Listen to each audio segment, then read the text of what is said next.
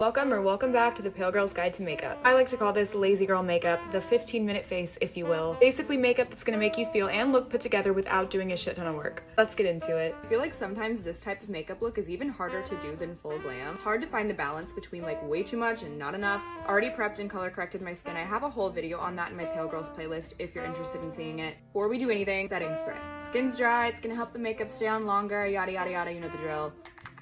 For brows, most days I like to throw on a little gel and call it a day. Don't really like messing with them too much. My right one always looks better than my left one, and that really upsets me. So honestly, the less that I have to do, the better. Difference a little bit of brow gel makes. It takes very little effort, but it makes you look like you know what you're doing and that you actually tried. It's the goal, babe. That's always the goal. Have redness, breakouts, whatever it is that you're trying to cover up. I like to spot conceal before I go in with foundation. The Kosas concealer in the shade 0.5.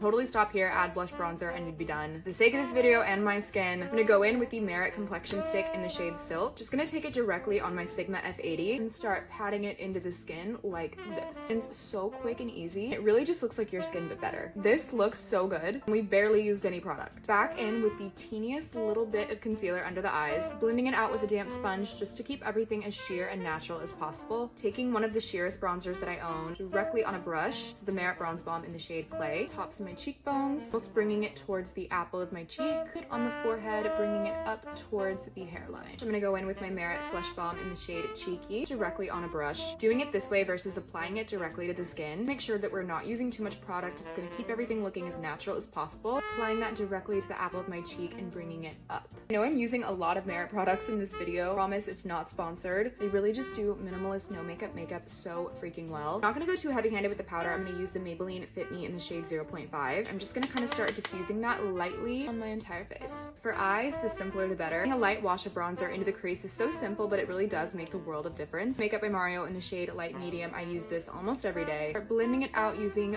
windshield wiper motions. It ties everything together without looking like you're doing the most. This is a step I refuse to skip no matter what look I'm doing. Hairdryer works too. This is just ingrained in my routine at this point. Go in with my Redhead Revolution mascara. Have it in the shade Genuine Ginger. Really just mainly focusing it on the outer corners. A little bit of the Milani Fruit Fetish lip oil, shade 120 Strawberry Melon, for a little bit of hydration and pop of color.